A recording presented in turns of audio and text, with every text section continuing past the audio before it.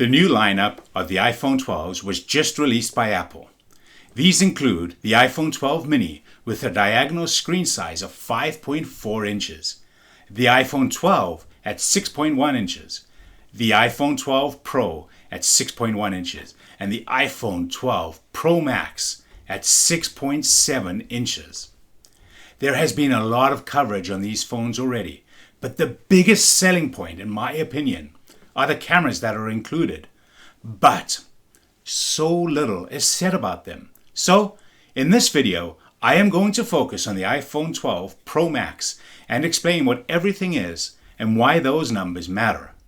I'm using the iPhone 12 Pro Max because it has 4 cameras with the most features, but this should shed some light on all 4 iPhone 12s.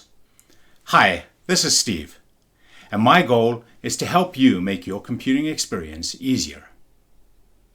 So, onto the iPhone 12 Pro Max.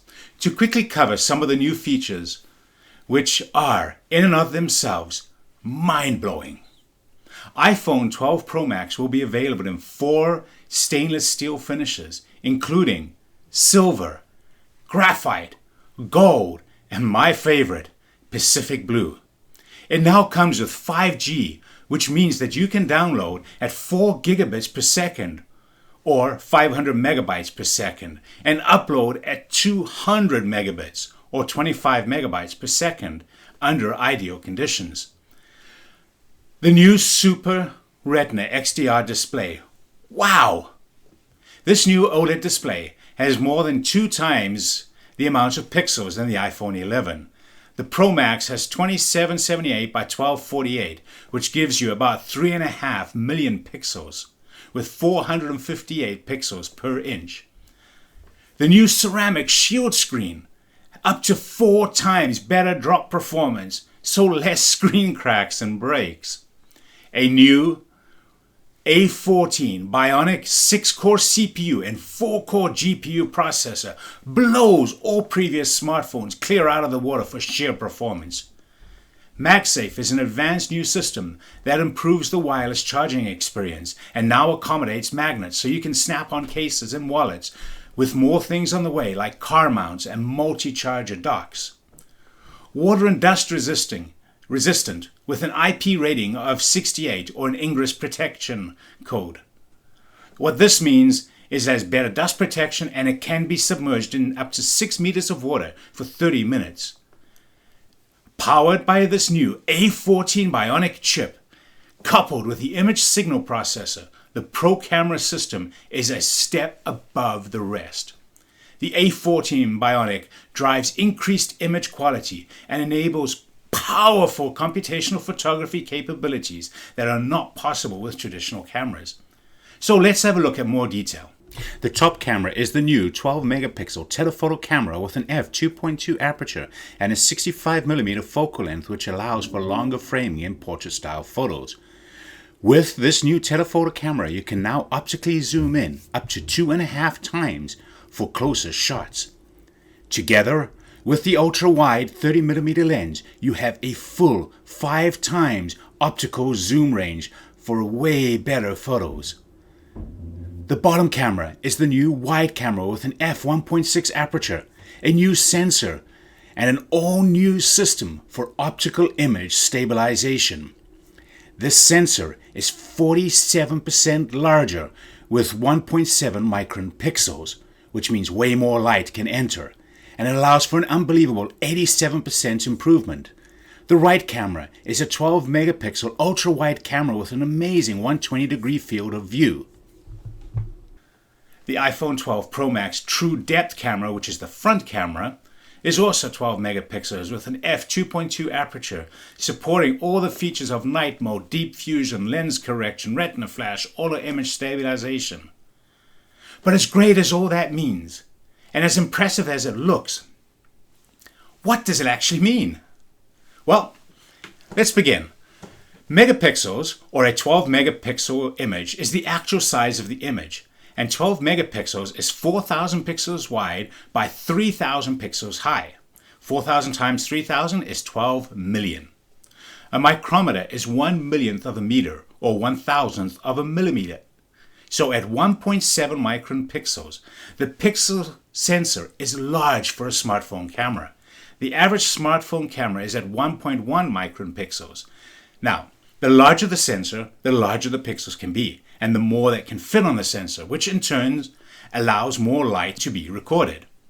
Focal length, measured in millimeters, is the distance between the camera's image sensor and where light converges and focuses the image inside the lens.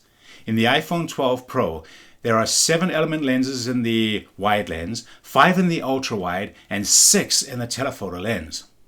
The greater the focal length, 65 millimeters in the telephoto, the less of the scene you will see and the more magnified your subject will be. This is perfect for portrait photography. The shorter the focal length, such as the ultra wide lens at 13 millimeters, the better the shots will be for landscape and scenery. As the focal length increases, the change of the field of view decreases, and as focal length reduces, the change in the field of view increases. Let's have a look at the camera aperture, which is listed as an f number. That number is a ratio between the focal length and the size of the hole, so the smaller the number, the wider the aperture, and the more light that can pass through to the sensor. An f2.0 is a half stop more than an f2.4, so it transmits 50% more light to the sensor. The higher the f number, the wider the depth of field, so you get sharper images and less colored fringes in areas of the photo with high contrast. For smartphones, every extra bit of light that can be captured makes a difference in the quality of the image. Image stabilization is critical when taking images by hand. Cameras with OIS have cameras mounted in a stabilization rig, and using information from a gyroscope, the entire rig is shifted with electromagnets to counteract the physical movement of the device. Sensor shift optical image stabilization stabilizes the sensor instead of the lens. This cancels low and high frequency disturbances. All the cameras can now make up to 5,000 adjustments per second, so handshaking and car movements are all but eliminated. Deep fusion kicks in low light scenes. This uses machine learning on the neural engine to analyze multiple exposures, pixel by pixel, to bring out unprecedented detail, texture, and minimal noise. Focus pixel sensors light to quickly augment autofocus, skin tones, facial recognition, and macro photography. The iPhone 12 Pro uses a LiDAR scanner, which is light detecting and ranging, to measure how long it takes light to reflect back from objects. With the light reflection, it can create an in-depth map of whatever space you're in. This enables object and room scanning, enables night mode portraits, photo and video effects, precise AR object placement, used for autofocused in low light conditions. It can make up to 5,000 adjustments per second. LiDAR allows for up to 6 times faster autofocus in low light. Apple just introduced Apple Pro RAW format, which provides many of the benefits of the multi-frame image processing. This incredible advancement takes many of the components of processing done in the CPU, the GPU, ISP, and the neural engine and combines them all into a new deep image file without any shutter delay. Sharpening, white balance, tone mapping, channel mixing, and highlights all become instructions rather than part of the photo. So after the shoot, editing has opened wide up. This feature is phenomenal.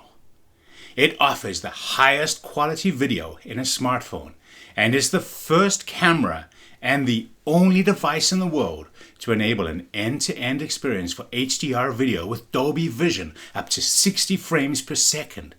And even better video stabilization for cinema-grade productions. Dolby Vision grading is processed live and sustained during editing, whether in the Photos app or in iMovie. Dolby Vision takes advantage of the Super Retina XDR display for amazing contrast during capture and video playback, and users can now share their videos with support for AirPlay up to 4K Dolby Vision to external devices. Well, I hope this video has shed some light on the features of the Pro Max 12 camera capabilities. If you like this video, please do take a moment just to hit that subscribe button down below, and certainly feel free to share this video with any friends that might benefit from it. Thanks all for sticking by and have a fantastic day.